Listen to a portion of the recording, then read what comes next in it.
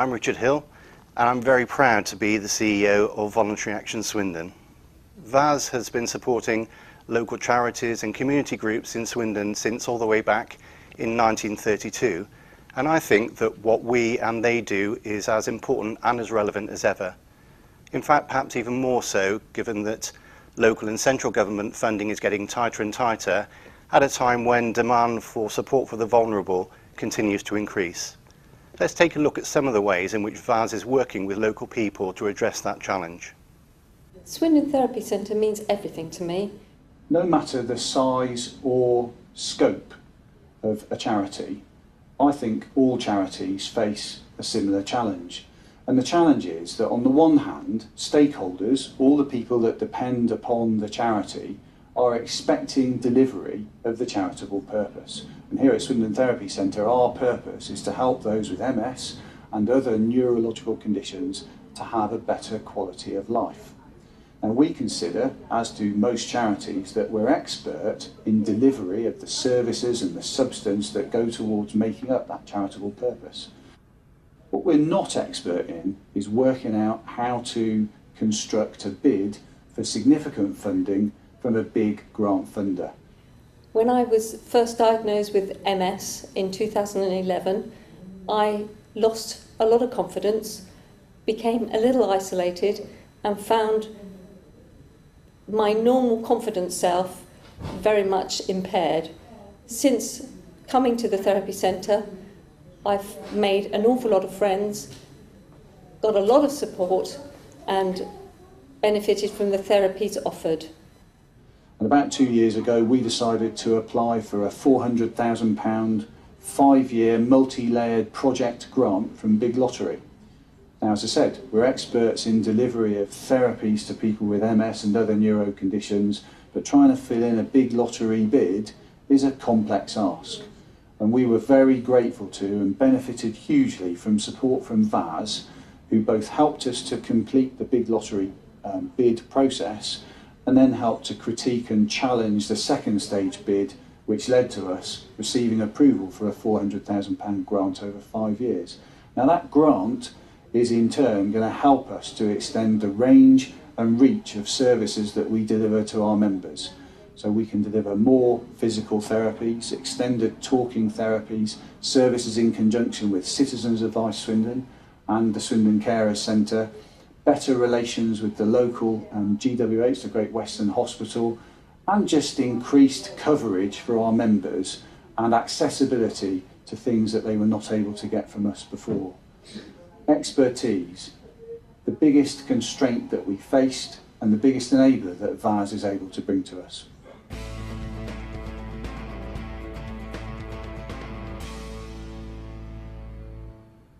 Swindon Carers Centre is an organisation which provides information and support for unpaid carers in Swindon. And our role really is to raise awareness of unpaid carers' needs and to ensure they're recognised, valued and supported. Being a part of Sanford House has definitely benefited Swindon Carers Centre in more than one way. For example, having a centrally located building makes life so much easier for many of our service users to access our services, and also it enables us to collaborate and cooperate with other organisations based under one roof. It's fantastic having access to all the different meeting rooms and the conference room, which is great for our full team meetings and also really good for accessing training opportunities just downstairs from our main office. Figures from the Carers Trust in 2015 estimate that there are more than 21,000 unpaid carers in Swindon. And that number of carers saves our economy £395 million per year.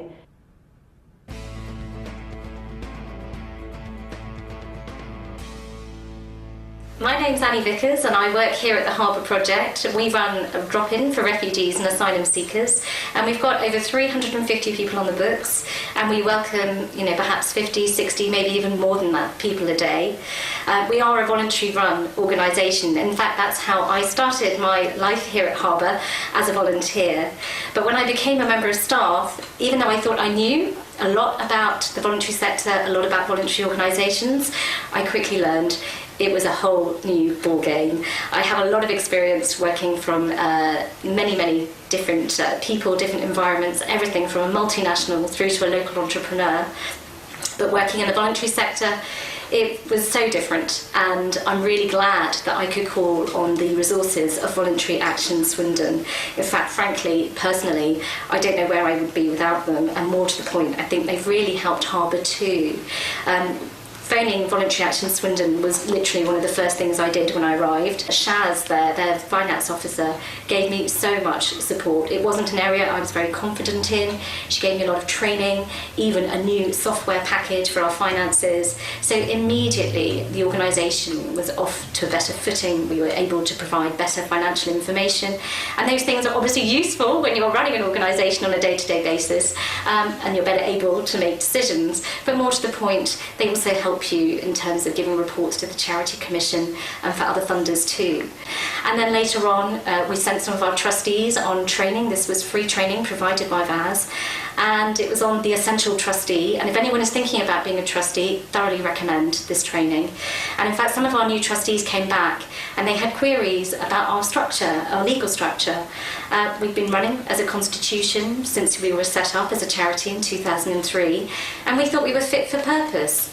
But actually, it was thanks to training from Voluntary Action that we realised that we weren't as robust, from a legal point of view, as we could be. But one phone call to Voluntary Action Swindon and a really helpful chat with Russell there, and he set us on that road to changing our constitution. He made it really easy for us. Again, this was free advice. It's just extraordinary. We are so lucky to have this resource in Swindon. It's strengthened our relationship with people like our commissioner. The fact that we have got this new legal structure in place was a definite tick box for them.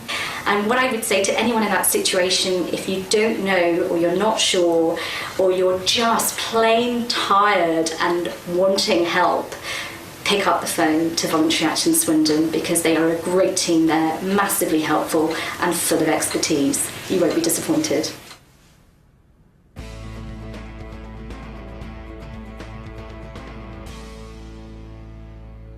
I'm Nicola Wood, and I'm the development worker for Swindon City of Sanctuary, and Voluntary Action Swindon have supported us right from the beginning.